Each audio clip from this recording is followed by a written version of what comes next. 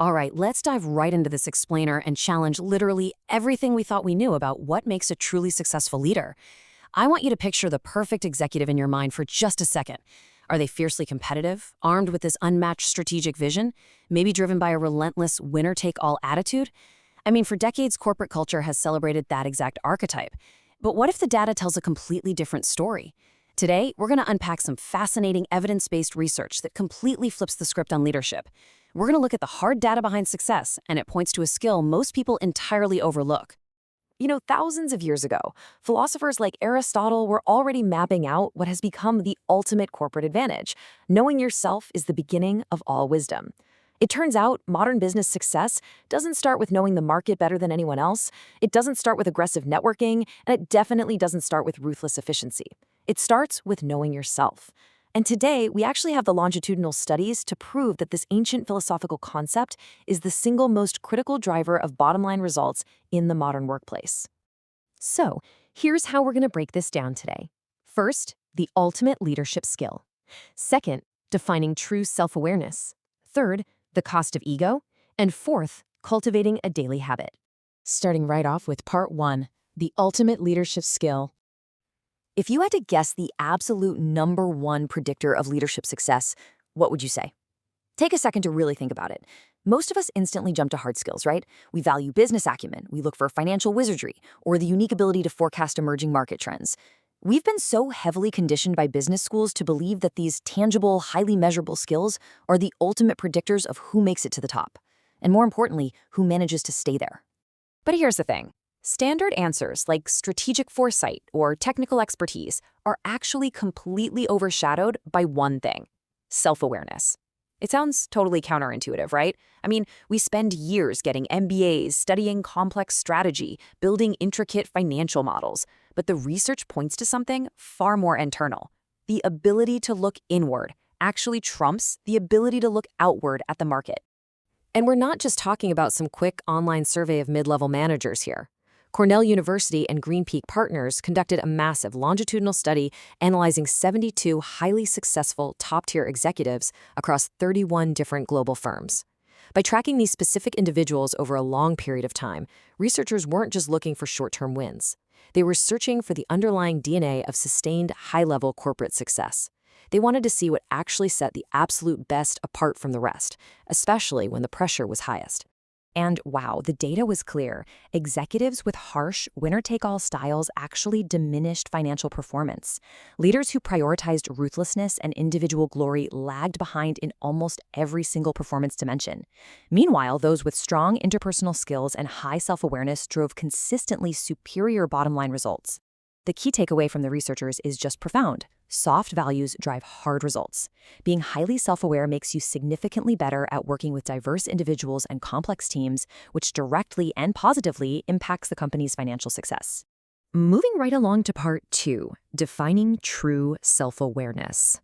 Because we know it impacts the bottom line, we really need to define what this trait actually is.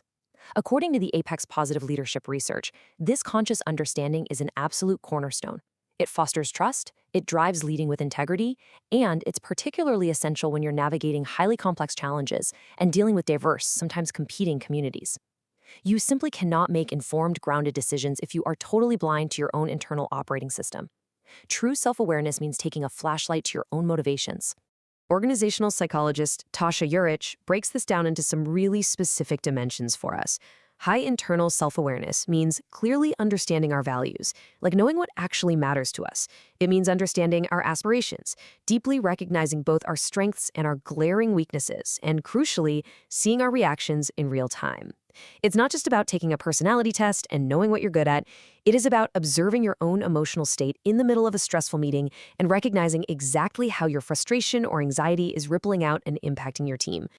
Which brings us to part 3. The cost of ego.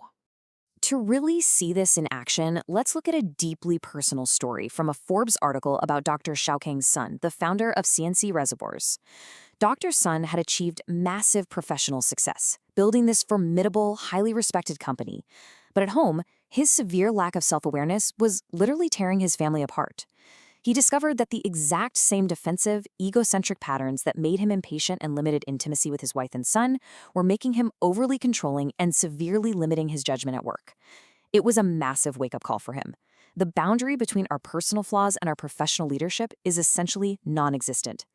He put it perfectly himself. If I cannot see myself clearly, I will keep exporting my unconscious patterns into every relationship I touch. If you are completely unaware of how fear, urgency, or insecurity move through your body and mind, you are inevitably going to lead from those forces. And the really dangerous part, you'll falsely call it discipline.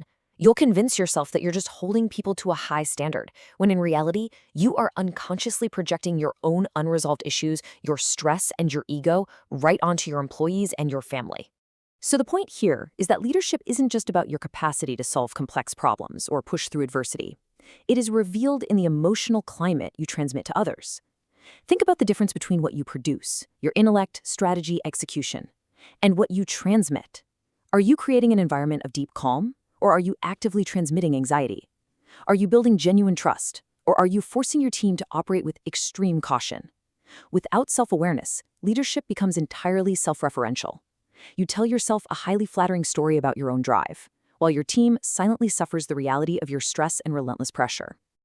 All right, part 4, cultivating a daily habit. Now, the really good news in all of this is that self-awareness is not something you're simply born with or without. As Professor Alberto Ribera from ISE Business School emphasizes, leaders are made, not born. While intrinsic personality traits certainly exist, the actual ability to guide, inspire, and properly motivate others is a quality that can absolutely be developed. But it takes work. The journey to top-tier leadership always starts with doing the hard, often uncomfortable introspection into your unique emotional makeup. So how do we do that? Well, it means deliberately using tools designed to boost self-understanding. It involves deep reflection on your specific strengths and weaknesses. It means using structured personality assessments like the TCIR, and doing exercises that evaluate your cognitive styles, literally mapping out how you process information compared to the people around you. But perhaps most importantly, it involves 360-degree evaluations from subordinates, colleagues, and supervisors. It's one thing to privately assess yourself, it's an entirely different level of growth to willingly open yourself up to how your team genuinely experiences you. When you receive that feedback with humility, it systematically eliminates your blind spots. There's this brilliant metaphor from Forbes that compares it to friendship. Think about it. If you only call a friend when you desperately need help or when everything is falling apart, that isn't a real friendship. Real friendship is built in the quiet times, way before a crisis ever hits. Well, self-awareness has to be practiced in the exact same way, in completely ordinary moments. You have to practice observing your mind while waiting in line for coffee, while calmly disagreeing in a low-stakes meeting, or even just while receiving praise. If you only try to be self-aware when you're already furious or backed into a corner, it is way too late. You're treating it as a crisis intervention strategy, rather than a cultivated, living relationship with yourself.